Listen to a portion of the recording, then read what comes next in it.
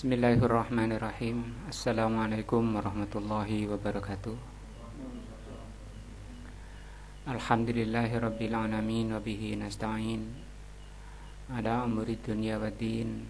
Asyhadu an la ilaha illallah wa asyhadu anna Muhammadan abduhu wa rasuluh. Allahumma shalli ala Muhammadin wa ala alihi wa sahbihi ajmain. Wa ba'du. Alhamdulillah, kita malam ini melanjutkan kajian kita tafsir juz amma. Kita sudah sampai di surat An-Nasr. Dan sebelumnya kita perhatikan beberapa ayat yang mendorong kita untuk selalu semangat di dalam mempelajari Al-Quran.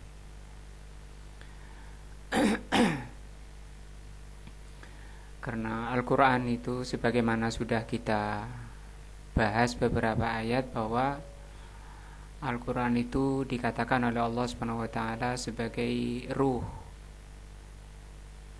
Namanya ruh itu gunanya untuk menghidupkan. Artinya seseorang apabila jauh dari Al-Quran, tidak memahami dan tidak mengamalkan Al-Quran, keadaannya seperti orang yang mati, bahkan mati sebelum matinya. Bahkan dikatakan oleh Allah Subhanahu wa taala Al-Quran sebagai nur. Awaman kana maitan fa ahyainahu wa ja'alna lahu nuran. Kami jadikan Al-Quran itu sebagai nur. Yang pertama tadi sebagai ruh, yang kedua sebagai nur, sebagai cahaya. Artinya cahaya di situ dalam rangka mengentas, mengeluarkan manusia dari zulumat, dari kegelapan, baik kegelapan di dunia maupun di akhirat, itu dengan mempelajari, dengan memahami dan mengamalkan Al-Quran. Al-Quran menjadi ruh dan menjadi cahaya. Juga Al-Quran sebagai hidayah yang membimbing, menunjukkan manusia kepada keridhaan Allah Subhanahu wa taala, kepada perkara yang dicintai dan diridhoinya. Karena manusia selama tidak kembali kepada Al-Quran, berarti kondisinya tadi dikatakan oleh Allah Subhanahu wa taala seperti orang mati, seperti orang dalam kegelapan. Ketika menuju kita beribadah kepada Allah Subhanahu wa taala, harus bersumber dari Al-Quran dan As-Sunnah. Karena Allah tidak diibadahi dengan perasaan atau dengan akal pikiran. Maka ibadah-ibadah apapun yang dilakukan oleh manusia ketika tidak bersumber dari sumbernya, maka itu bukan kebenaran, bukan amalan yang soleh, bukan amalan yang dicintai dan diridhoinya. Anehnya manusia itu menjauh, kebanyakan manusia menjauh dari Al-Quran. Diterangkan di dalam surat Al-Muddathir ayat 50. Di sini Allah katakan, ini surat Al-Muddathir ini, ayat 50. Di sini oleh Allah Subhanahu wa taala dikatakan di ayat 50, ka'annahum, seakan-akan manusia itu humurun mustanfirah. Humur itu keledai. Manusia kalau diajak kepada Al-Quran, diajak untuk mempelajari Al-Quran itu seperti keledai mustanfirah. Mustanfirah itu kaget, ketakutan. Kalau dibaca tafsirnya itu seperti keledai yang melihat harimau mau menangkap dirinya. Itu kebanyakan manusia itu seperti itu ketika diajak untuk mempelajari Al-Quran. Itu seperti apa? Kata Allah, ka'annahum humurun mustanfirah. Farrat min qaswarah, mereka lari ketakutan. Dan ini kebanyakan manusia, tabiat jeleknya manusia ketika diseru oleh Allah Subhanahu wa taala kepada perkara yang menyelamatkan dirinya, kepada perkara yang menghidupkan jiwanya, menghidupkan hatinya, untuk menyelamatkan dirinya, untuk mengeluarkan dari kegelapan menuju cahaya, seperti keledai yang kaget ketakutan. Ka'annahum humurun mustanfirah farrat min qaswarah. Di ayat lain Allah katakan di surat ini Al-A'raf ini, Allah Subhanahu wa taala mengatakan watlu alaihim naba'alladzi atainahu ayatina. Allah Subhanahu wa taala memerintahkan kepada Rasul agar beliau membacakan pada manusia itu tentang orang-orang yang telah kami berikan ayat-ayat kami. Jadi orang-orang dahulu sebelum Rasulullah SAW yang telah Allah berikan kitab. Yang terdekatnya adalah Yahudi dan Nasrani. Yahudi dan Nasrani atau Bani Israel telah Allah turunkan sekian kitab dan telah Allah utus sekian rasul. Watlu alaihim naba'alladzi atainahu ayatina. Kami datangkan pada mereka ayat-ayat kami. Artinya mereka sudah memahami Al-Quran, sudah kitab-kitab Allah sudah mereka fahami. Fansalakha minha, tapi mereka dilepaskan lagi, ditinggal kitab Allah yang berisi tadi apa? Hidayah, berisi roh, berisi cahaya yang mau menyelamatkan mereka, mereka lepaskan dari dirinya. Fa'atba'ahu syaitan, maka karena mereka melepaskan hidayah, maka diikuti oleh syaitan. Dan itu sejak merupakan ketentuan Allah, merupakan hukuman dari Allah. Barang siapa yang menyimpang atau berpaling dari Al-Quran, maka pimpinannya adalah syaitan dan nafsunya. Fakana minal ghawin, sehingga mereka termasuk orang yang sesat. Kenapa sesat? Karena telah meninggalkan apa yang telah mereka fahami. Walau syi'na, walau kami sekiranya kami mau, kata Allah, la rafa'nahu, kami angkat dia. Kalau kami mau, sebenarnya Al-Quran, sebenarnya kitab Allah itu gunanya untuk mengangkat manusia dari kehinaan, dari kerendahan. La rafa'nahu biha walakinnahu, hanya saja kebanyakan manusia itu akhladahu ilal ard. Nah, lebih senang kepada hidup di dunia. Ini virusnya, penyakitnya, yang menyebabkan kebanyakan manusia berpaling dari aturan Allah, dari kitab Allah, dari hidayah, dari cahaya. Wattaba'a hawahu, dan mereka mengikuti nafsunya. Lebih senang dunia dan mengikuti nafsunya. Ini biangnya. Maka Al-Quran itu merupakan obat. Allah mengatakan Al-Qur'anu sifaun lima fis sudur. Al-Quran itu obat, penyembuh bagi penyakit hati. Penyakit hati itu ada dua, yaitu subuhat dan syahwat. Subuhat itu kerancuan dalam agama. Syahwat itu artinya orang cinta dunia sampai melanggar agama Allah, itu syahwat. Itu bisa dihilangkan dengan Al-Quran, dengan kitabullah. Nah, maka mereka ini mengikuti hawa nafsunya.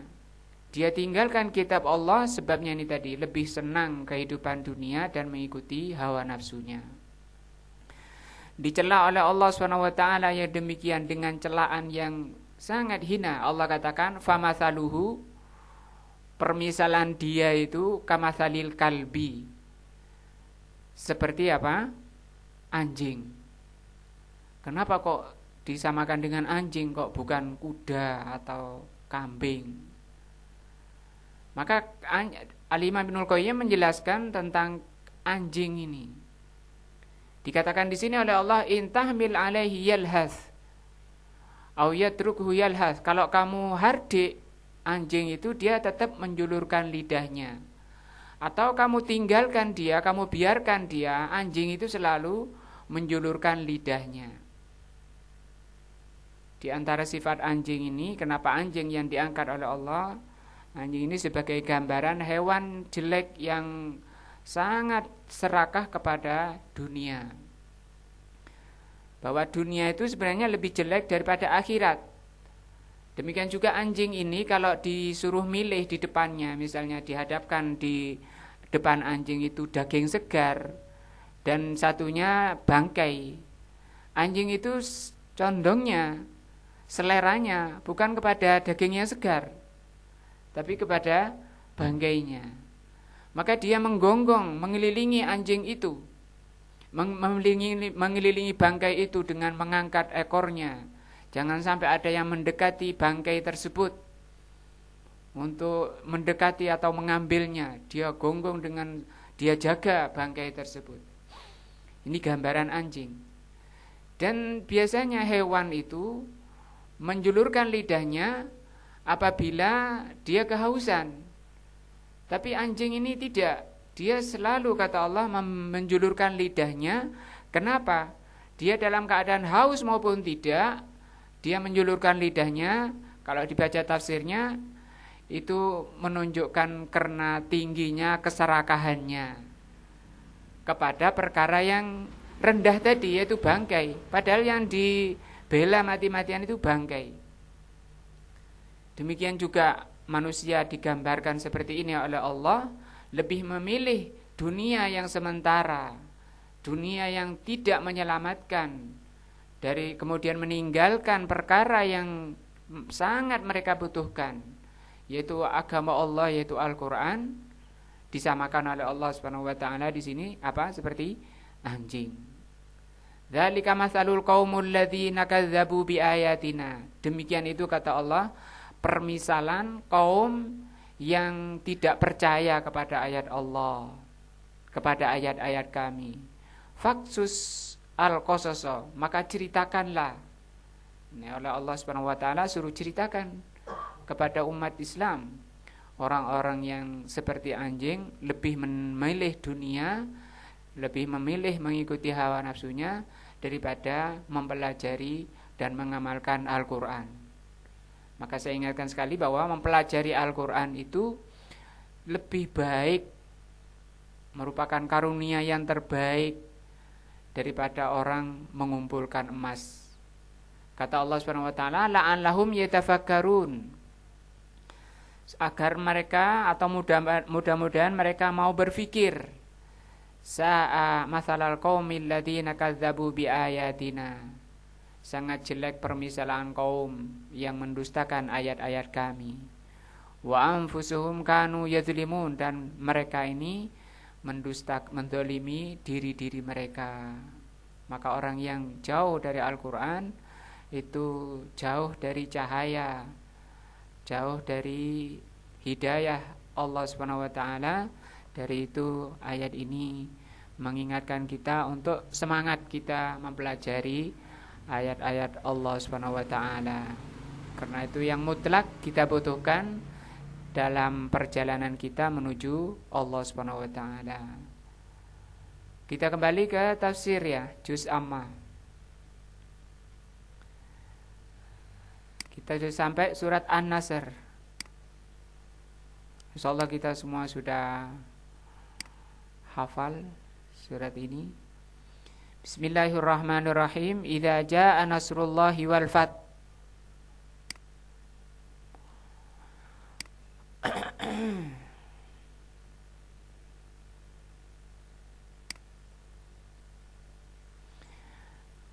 Kalau diterjemah, apabila datang pertolongan Allah dan kemenangan. Wa ra'aitan nasa, dan engkau melihat manusia yadkhuluna masuk fi dinillah dalam agama Allah afwajan, berombongan-rombongan. Fasabbih bihamdi rabbika wastaghfir, maka bertasbihlah dengan memuji Rabbmu dan istighfarlah atau mohonlah ampunan. Innahu kana tawwaba, karena Allah Subhanahu wa taala atau sesungguhnya Allah Subhanahu wa taala itu tawwaban, Maha penerima taubat. Al-basmalatu, tentang basmalah, taqaddamal kalamu 'alaiha, telah berlalu pembahasannya. Idza jaa nasrullahi wal fath, apabila datang pertolongan Allah dan kemenangan. Al-khitabu lin nabi sallallahu alaihi wa alihi wasallam. Khitab di sini maksudnya yang diajak bicara. Jadi yang diajak bicara oleh Allah Subhanahu wa taala di sini asalnya Nabi sallallahu alaihi wasallam. Nasrullah kalau diartikan pertolongan Allah, an-nasru pertolongan, huwa taslitullahil insana, campur tangan Allah kepada manusia, ala aduwihi, untuk menghadapi musuhnya. Nah, bihaitsu yatamakkanu minhu, yaitu oleh Allah diberi kekokohan, wa yahdilahu wa yukabbitahu, kemudian dihinakan dan diredahkan musuhnya dengan adanya campur tangan Allah Subhanahu wa taala yang disebut dengan nasrun atau an-nasru. Wan nasru, pertolongan, a'dhamu sururin, merupakan paling besarnya suatu yang disukai atau sesuatu yang paling disukai, yang paling menyenangkan, yang paling menggembirakan. Yahsulu lil abdi fi a'malihim, yang bisa diperoleh hamba di dalam perbuatan-perbuatannya. Li'annal muntasar, karena orang yang ditolong, yajidu naswatan azimatan, dia mendapati dirinya sangat gembira. Nah, berarti berada di atas kondisi yang sangat menguntungkan. Wa farhan, dan dia sangat bergembira. Watorban, sama ini, senang apabila orang itu mendapat pertolongan. Lakinnahu idza kana bihaqqin fa huwa khairun, hanya saja pertolongan itu menjadi baik apabila yang ditolong itu dalam rangka untuk kebenaran. Karena Allah terkadang menolong juga musuh-musuhnya, musuh-musuh kebenaran. Seperti yang sering kita dapati dalam sirah, ada kalanya musuh-musuh Islam yang dimenangkan oleh Allah dengan hikmahnya, dan ada kalanya Rasul Allah Subhanahu wa taala atau wali Allah yang dimenangkan. Waqad sabata 'anin Nabi sallallahu alaihi wasallam, telah sahih dari Nabi sallallahu alaihi wasallam, annahu qala, bahwa beliau bersabda, nusirtu, aku ditolong, birrubi, dengan ar-ru'bu, masirata sahrin, sepanjang 1 bulan perjalanan. Masirah, perjalanan. Ai anna aduwahu, maksudnya apa? Bahwa musuh beliau marhubun minhu, sudah merasakan rasa takut pada Rasul sallallahu alaihi wasallam. Idza kana bainahu wa bainahu masafata sahrin, padahal itu masih perjalanan 1 bulan dari pertempuran. Masih pertempuran, masih 1 bulan, itu sudah ditanamkan oleh Allah rasa takut, cemas pada musuh-musuh Rasul sallallahu alaihi wasallam. Maka rasa cemas dan rasa takut ini merupakan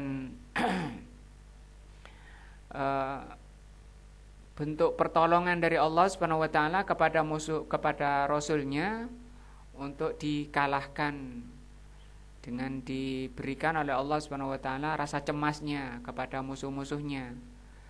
Nah, warrubu asyaddu syai'in, dan rasa cemas, gelisah itu merupakan perkara yang sangat atau sesuatu yang paling meluluh lantahkan musuh atau menghancurkan musuh, karena tidak ada lagi rasa keberanian melawan Rasulullah Subhanahu wa taala. Ini ar-rubu. Li'anna man khasala fi qalbi ar-rubu, karena barang siapa yang di hatinya sudah ada ar-rubu tadi. Rubu ini tadi ya artinya kecemasan, la yumkin ayyathbita abadan, maka dia tidak mungkin orangnya itu kokoh. Nah, tidak mungkin dia kokoh di dalam berperang. Bal sayatiru tayranir, bahkan kekokohannya itu akan hilang. Kalau di sini seperti angin, akan pergi seperti angin. Nah, faqauluhu idza jaa nasrullah, maka ayat apabila datang pertolongan Allah itu tadi mulainya ai nasrullahu iyyaka ala aduwika. Maksudnya pertolongan Allah kepadamu Muhammad untuk menghadapi musuhnya. Wal fathu diartikan kemenangan ya, ma'tufun ala nasri, dihubungkan dengan nasri, apabila datang pertolongan Allah dan kemenangan.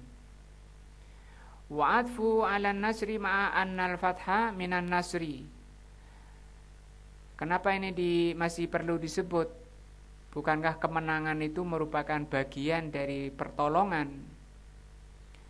Nah, ma'annal fatha minan nasri, padahal kemenangan itu termasuk dari pertolongan.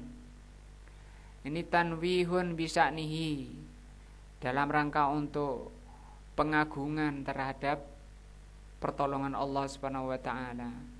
Wa huwa min babi atfil khas 'alal 'am.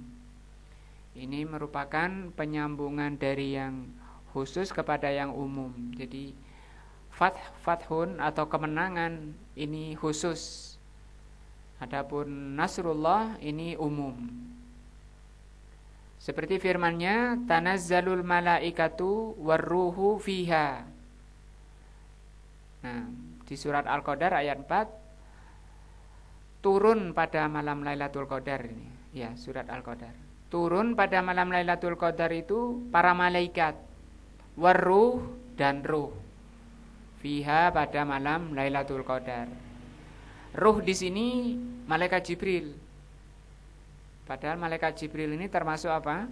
Malaikat. Nah, ini yang dimaksud penyandaran penggabungan khusus setelah umum. Ini yang umum, ini yang khusus. Kenapa ini kok masih disebut lagi malaikat Jibril? Padahal malaikat sudah disebut. Ai fi lailatul qadari, pada malam Lailatul Qadar, fajibrilu minal malaikati, padahal Jibril termasuk malaikat. Wa khassahu li syarafihi. Maka di sini penyebutan malaikat Jibril dengan nama ruh di sini dalam rangka pemuliaan kepada malaikat Jibril. Sama dengan di sini. Ini bentuk penegasan atas pertolongan Allah, yaitu berupa karunia kemenangan yang Allah janjikan kepada Rasulullah sallallahu alaihi wasallam.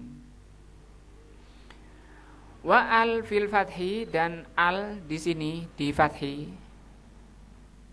wal fat ada alnya di sini, lil ahdi dzihni, namanya ahdi dzihni. Ini istilah ya, istilah dalam tafsir, ahdi dzihni. Apa ahdi dzihni? Ai al fathu al ma'hud, kemenangan yang dijanjikan.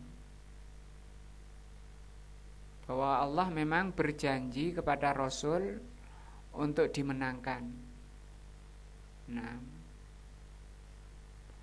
al-ma'ruf yang sudah diketahui, fi adhanikum, di adhan itu artinya pikiran, di pikiran mereka.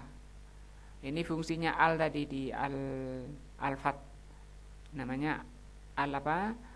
Al-ahdi dzihni. Apa ahdi dzihni? Sesuatu yang sudah diketahui. Kalau di sini pertolongan atau kemenangan, maka kemenangan yang dimaksud ini sudah difahami oleh sahabat, walaupun belum terjadi kemenangannya. Karena ini Fathu Mekah, ini turunnya sebelum Fathu Mekah, tapi yang dimaksud itu sudah difahami. Nah, seperti misalnya ada kata-kata waqala ar-rasulu, telah berkata ar-rasul. Kalau rasul tidak ada alnya, itu masih umum. Tapi kalau sudah ada alnya, itu mereka sudah paham. Yang dimaksud adalah siapa? Rasulullah SAW. Itu dimaksud ahdi dzihni, suatu yang sudah dikenal di pikiran mereka. Nah, kalau misalnya akan datang ke sini Pak Presiden misalnya, itu sudah, kalau orang sudah ada di pikirannya, yang dimaksud adalah Pak Jokowi, siapa lagi, kayak gitu. Itu namanya ahdi dzihni. Wa huwa fathu Makkah, yaitu Fathu Makkah. Wa kana Fathu Makkah, dan terjadinya Fathu Makkah fi Ramadan, pada bulan Ramadan, minas sanati tsaminati lil hijrah, pada tahun ke-8 Hijriah. Nah, dan ini surat An-Nasr ini turunnya sebelum Fathu Mekah. Nah, tapi sudah disiapkan oleh Allah Subhanahu wa taala apabila nanti datang pertolongan Allah dan kemenangan.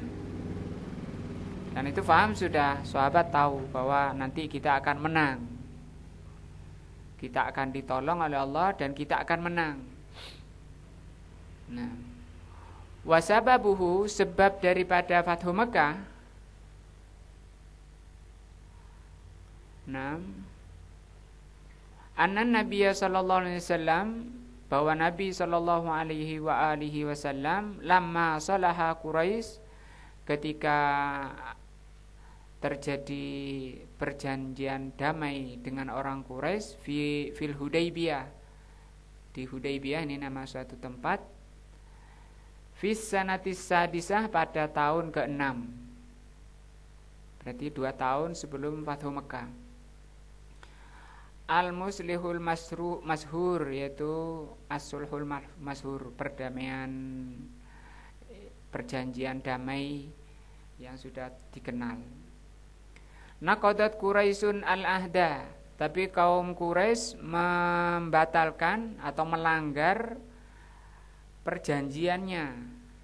Faghazahum an-nabiyyu sallallahu alaihi wasallam, maka Nabi memerangi Quraisy sallallahu alaihi wasallam. Wa kharaja ilaihim, dan Nabi keluar memerangi Quraisy, minal Madinati, dari Madinah, binahwi asrata alafin muqatil, dengan membawa sekitar 10.000 tentara. Muqatil ini pasukan. Kharaja mukhtafiyan, beliau keluar dalam keadaan mukhtafiyan. Mukhtafiyan itu maksudnya samar, tidak ada yang tahu. Tidak ada yang tahu. Wa qala, dan Nabi berdoa, Allahumma, ya Allah, ammi ahbarana anhum, butakan, atau apa butakan ya? butakan kabar kami, berita tentang kami dari mereka. Memohon kepada Allah agar mereka kaum Quraisy itu tidak mendengar kabar akan diserang. Falam yufaji'ahum illa wa huwa muhitun bihim, maka tidak di yufaji'u itu diserang mendadak kecuali dalam rangka untuk muhitun bihim, supaya mereka mudah dikuasai. Wa dakhala Makkah fil 20, dan beliau masuk Mekah pada tanggal 20 bulan Ramadan. Minas sanati tsaminati lil hijrah, pada tahun ke-8 hijrah. Nah, mudfiran mansuran, beliau dengan penuh kemenangan, artinya karena tadi ya tidak diketahui, kemudian sehingga tidak banyak korban. Yang demikian kelebihannya, musuh tidak siap dan mudah untuk dikuasai, sehingga tidak banyak korban baik dari pihak Rasul SAW maupun dari musuh. Karena banyak di sana, di musuh itu orang-orang yang tidak boleh dibunuh, seperti anak-anak, kemudian wanita, orang-orang tua, nah para pendeta dan seterusnya. Muayyidan, dan mendapat dibela oleh Allah Subhanahu wa taala, penuh kemenangan, mendapat pertolongan dan pembelaan dari Allah. Hatta innahu fin nihayah, sampai di akhir dari peperangan itu atau Fathu Mekah, ijtama ilaihi kufar Quraisy. Kaum Quraisy, kufar Quraisy dikumpulkan di Ka'bah. Haulal Ka'bata, di sekitar Ka'bah atau halal Ka'bati. Fa waqafa 'alal babi, maka beliau sallallahu alaihi wasallam berdiri di pintu Ka'bah. Wa Quraisyun tahtahu, dan kaum Quraisy di bawah beliau. Yantadiruna ma yaf'alu, mereka sedang menunggu apa yang mau diputuskan oleh Rasul sallallahu alaihi wasallam. Fa akhadha bi'adadatil bab, Rasul sallallahu alaihi wasallam sambil memegang kusen pintu Ka'bah. Wa qala, dan Nabi mengatakan, ya ma'syara Quraisy, wahai orang-orang Quraisy, ma tadunnuna anni fa'ilun bikum, apa yang kalian yakini, apa yang akan aku lakukan pada kalian. Nah, wa huwa alladzi kana qabla 8 sanawat hariban minhum, dalam keadaan beliau sallallahu alaihi wasallam itu 8 tahun yang lalu Rasul sallallahu alaihi wasallam itu lari dari kaum Quraisy.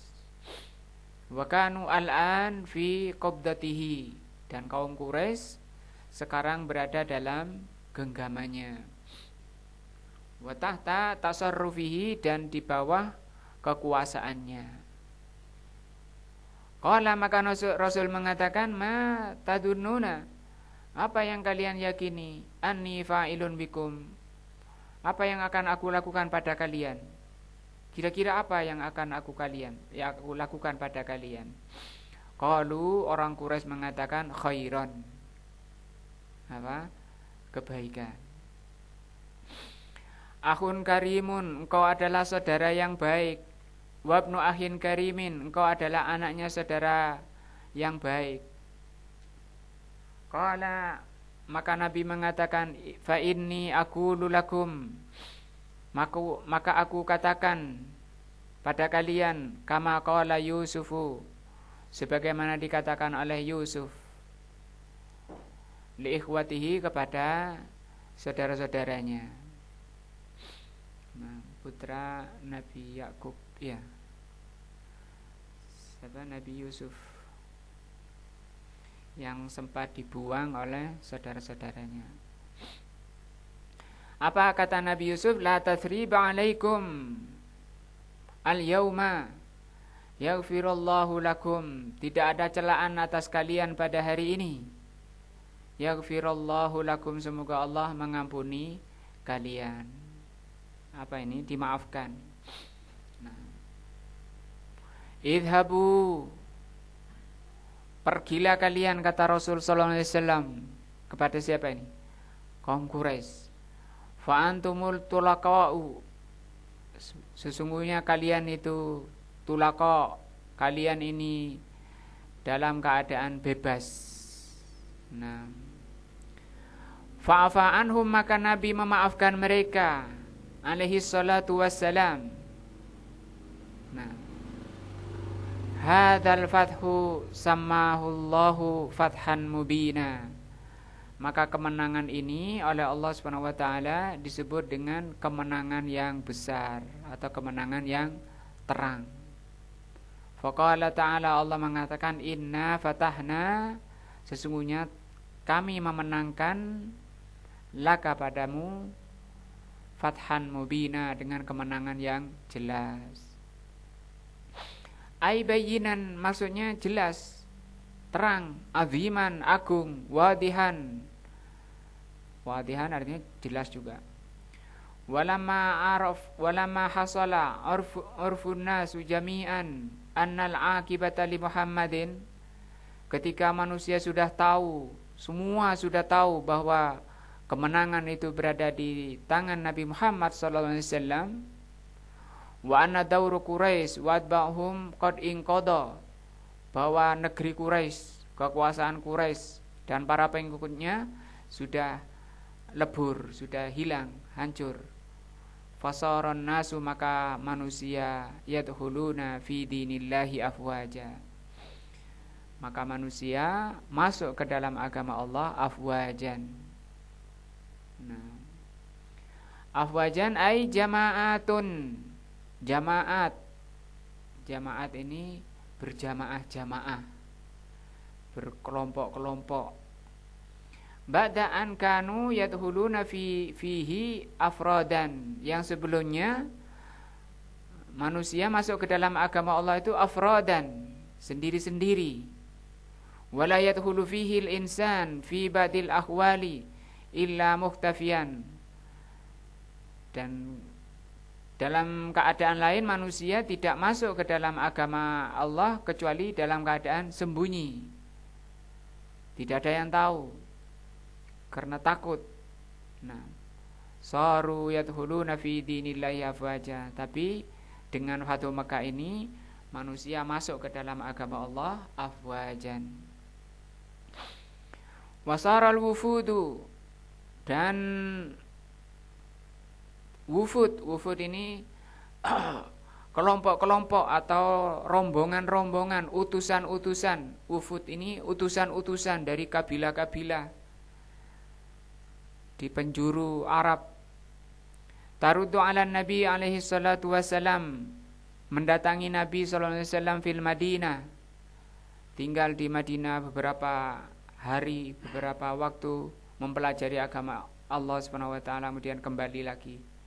Ini yang disebut wufud. Min kulli janibin, dari seluruh penjuru.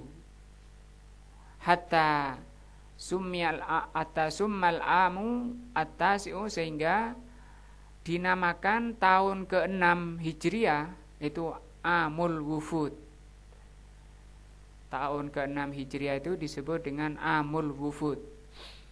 Amul Wufud itu tahun delegasi. Wufud itu delegasi. Karena banyaknya delegasi kabilah-kabilah mendatangi Nabi mempelajari agama Allah. Yaqulullahu azza wa jal, idza ra'aita hadzal alama, kalau engkau sudah melihat tanda ini, tanda apa? Datang pertolongan Allah, kemudian kamu mendapati kemenangan menghadapi musuhnya. Kemudian kamu lihat apa? Manusia masuk ke dalam agama Allah, bukan sembunyi-sembunyi dan tidak sendiri-sendiri, tapi rombongan-rombongan jamaah-jamaah. Maka perintah Allah apa? fasabbih bihamdi rabbika wastaghfir. Nah, kanal mutawaqqi'u ayyakunal jawab fasyukru lillah. Ketika ini terjadi, maka jawabnya adalah bersyukur kepada Allah Subhanahu wa taala. Maka ini sebagai bentuk syukur kepada Allah Subhanahu wa taala. Nah, ala hadhihi nikmati, atas nikmat besar ini, wahmadillahi alaiha, dan pujilah Allah. Walakin fasabbi bihamdi rabbika wastaghfir, wa hadza nadhiru qaulihi ta'ala, seperti firman-Nya di ayat lain, inna nahnu nazzalna 'alaikal qur'ana tanzila.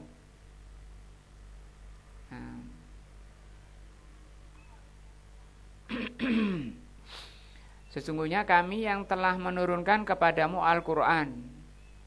Fasbir li hukmi rabbika, hanya saja bersabarlah terhadap hukum Rabbmu.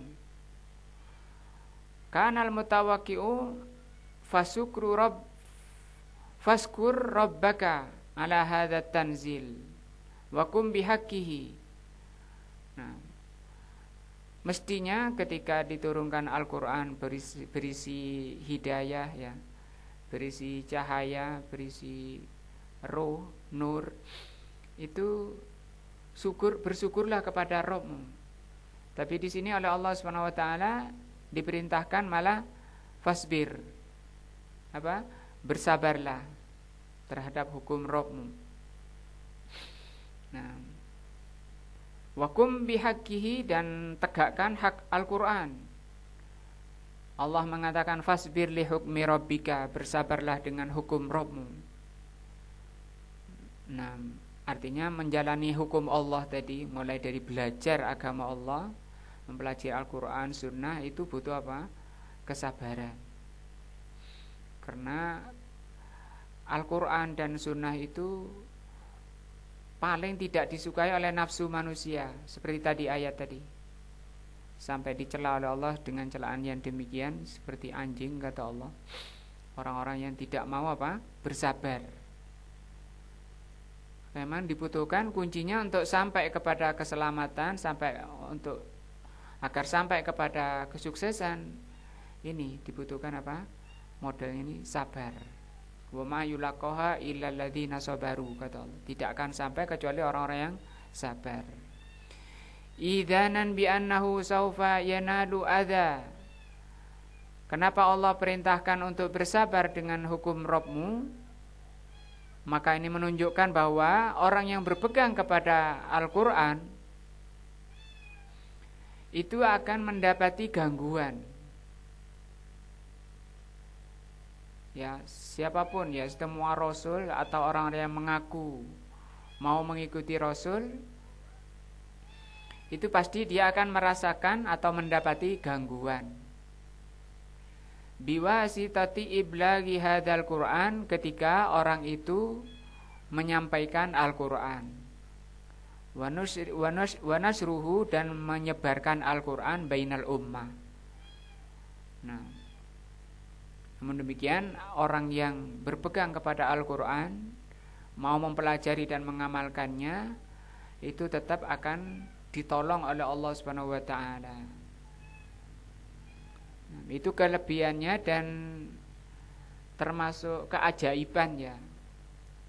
Keajaiban orang yang berpegang kepada Al-Quran. Asalkan memahami dengan pemahaman yang benar, kemudian diamalkan dengan amalan yang benar, maka orangnya itu ditolong oleh Allah Subhanahu wa taala. Seperti kata Rasul sallallahu alaihi wasallam, innal islama bada'a ghariban. Islam itu asalnya asing. Munculnya itu asalnya asing di tengah-tengah umat. Nah, fasayaudu ghariban kama bada'a. Nanti akan akhir zaman orang yang berpegang pada Al-Qur'an itu akan kembali asing seperti awalnya. Asing itu bagaimana? Diterangkan juga oleh beliau, alladzina yaslihuna idza fasadan nas, yaitu orang yang senantiasa berpegang kepada Al-Qur'an ketika manusia menjauhi Al-Qur'an. Nah, kemudian kata Rasul, fatuba lil ghuraba. Apa fatuba lil ghuraba? Berbahagialah orang yang asing. Maka butuh kesabaran, karena ini resiko. Orang yang berpegang kepada Al-Qur'an itu resikonya akan asing, karena menyelisihi kebanyakan kemauan orang. Nah, orang-orang pada ke timur, dia sendirian ke barat. Orang-orang pada ke utara, dia sendirian ke selatan. Asing, aneh. Tapi itu apa? Kata para ulama, orang yang asing tadi itu dia tidak gelisah, tidak bingung. Oleh Allah Subhanahu wa taala ditolong. Rasulullah SAW mengatakan, la tazalu ta'ifatun min ummati. Tidak akan hilang sekelompok di dalam umatku ini dzahirina 'alal haq. Mereka itu senantiasa tampak di atas kebenaran. Maksudnya di dalam beragama itu mengikuti Rasul sallallahu alaihi wasallam, memahami Al-Qur'an. Nah, memahami Al-Qur'an dan As-Sunnah sebagaimana yang dipahami oleh Rasul dan para sahabatnya. Walaupun sendirian dia di suatu tempat, dia sendirian, dia tidak canggung, dia tenang, tidak gelisah dan tidak resah, tidak susah. Itu keajaibannya orang yang mendapat pertolongan dari Allah Subhanahu wa taala. Kata Rasul sallallahu alaihi wasallam, "Zahirina 'alal haq, la yadurruhum man khadalahum." Kata beliau, tidak akan membahayakan dia orang-orang yang memusuhinya, hatta ya'ti amrullah, sampai datang pertolongan Allah. Atau di hadis lain, riwayat lain, sampai datang menjelang hari kiamat. Itu kan ada di daerah-daerah, di tempat-tempat orang-orang yang berpegang kepada kebenaran. Nah, fasabbih bihamdi rabbika wastaghfir inda ta'ammul tatabayyanal hikmah. Kalau diperhatikan maka akan jelaslah hikmah. Fal makna annahu idza jaa nasrullah, maksudnya apabila datang pertolongan Allah, wal fath, dan kemenangan, faqad qaruba ajaluka. Kalau pada Rasul di sini itu kalau sudah datang pertolongan Allah dan kemenangan, berarti telah mendekat ajalmu wahai Muhammad. Wa ma baqiya alaika, dan tidak tersisa kewajibanmu illa at-tasbih, kecuali engkau bertasbih. Bihamdi rabbika wastaghfir wal istighfar, dengan memuji Rabbmu, wal istighfar, dan istighfar. Nah, karena pertolongan sudah datang, kemenangan sudah diraih, maka tinggal apa? Nah ini, fasabbih bihamdi rabbika wastaghfir. Fasabbih bihamdi rabbika ay sabbahahu tasbihan makrunan bilhamdi. Bertasbihlah dengan memuji Rabbmu. Maksudnya sabbaha. Sabbaha ini sucikan. Tasbihan dengan pensucian, makrunan bilhamdi, pensucian yang disertai dengan pujian. Bukan hanya disucikan Allah, tapi dipuji. Wat tasbih, adapun tasbih itu maknanya tanzihullahu atau tanzihullaha ta'ala amma la yaliku bijalali. Tasbih itu artinya pensucian Allah dari sesuatu yang tidak pantas baginya atau tidak pantas atas keagungan Allah. Itu maknanya tasbih. Nah, kalau tasbih itu yang dipakai asalnya dari India, mungkin dipakai para Shaolin, biksu ya.